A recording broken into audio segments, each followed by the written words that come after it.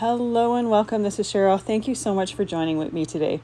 In this video, I'm going to share, and this is super quick, how I like to swatch my cardstocks. I have a bunch of new to me Spellbinders cardstocks, and I'm using the 3-in-1 tag punch.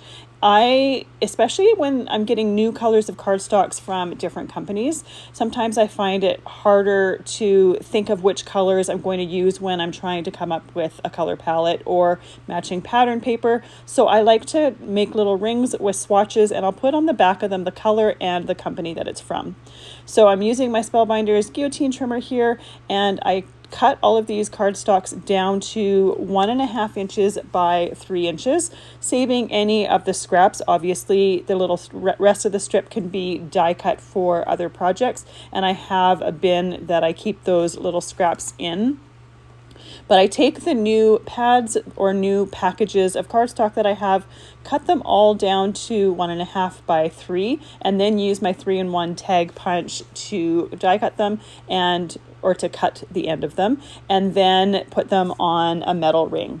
Now, I love the fact that that tag punch puts that circle in there, and the cool thing about this punch is you can use widths of cardstock that are 1.5 inches, 2 inches, or 2.5 inches. So if this amount, like my 1.5 by 3 inches, is a little bit too small for you, you can make it bigger. Now you can use this tag punch to do tags, gift tags, or like a decorative tag to go on the front of a card or something like that.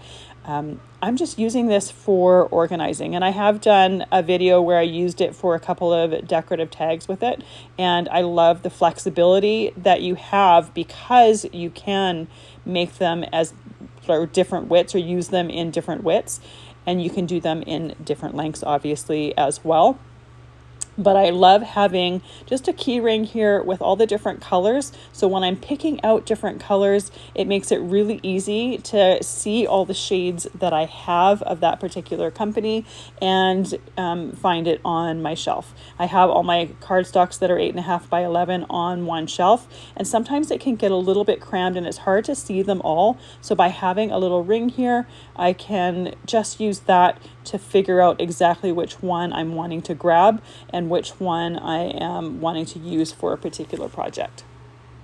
And rather than cutting each one down individually and then using the punch, I will often cut them all down at one time and then use the punch individually and write on the back exactly which one I've used or which cardstock that is. Sorry, English got hard there.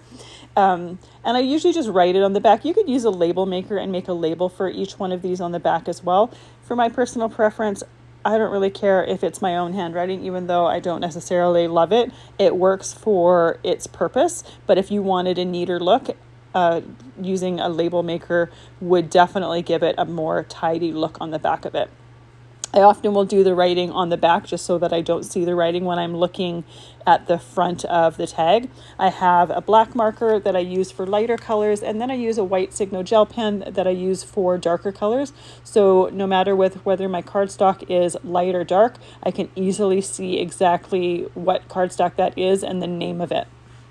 And I didn't film it in this video because my shelf looks rather messy when you look at it, but I have some larger Ziploc bags that are a little bit bigger than 8.5 by 11 cardstock. I'll link to them in the description as well. So I will put the cardstock in those bags and either use my label maker to make a label for the top, or I'll use just the tag that comes in the cardstock package. By having something that will Ziploc close, I can make sure that nothing is going to fall out.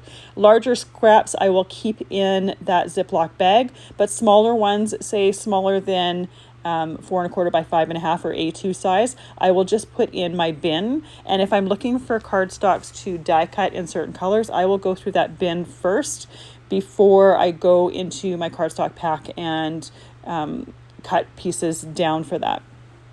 Now you could also use a tag die to create these tag pieces for the cardstocks. I find a punch is a little bit quicker and a little bit easier. But obviously a die cut will absolutely work as well.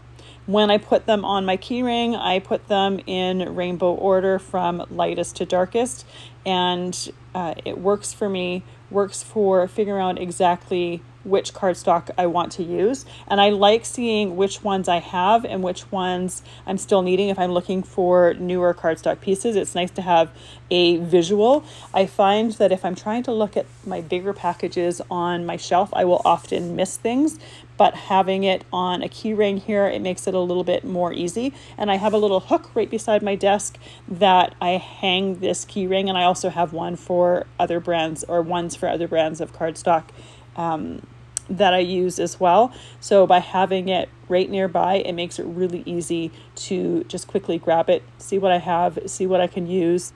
And you could use this same method if you wanted to swatch mediums or ink colors or things like that as well. This will work for that as well. This may work for some people, may not work for everyone. I just figured I'd share. I was busy doing this anyway, so I thought I would make a quick film or a quick video about it. Once again, thank you so much for being here. I really appreciate all of the time that you spend with me. I hope you have a fantastic day.